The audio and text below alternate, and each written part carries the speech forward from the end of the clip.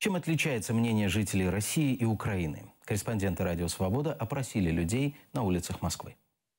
У нас все правильно, у них как-то все неправильно происходит. Они свято верят в то, что говорят. Выдуманное. Ничем. Отличается только при подаче информации. А так везде одинаковые люди, там и там. Да, собственно, ничем, только полярности.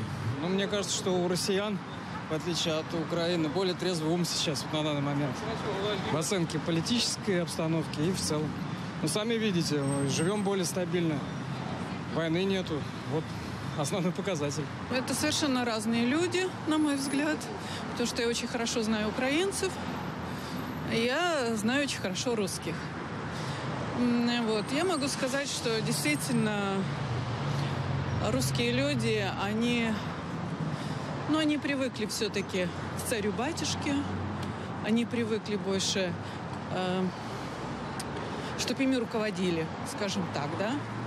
Что касается украинцев, да, они более сами по себе.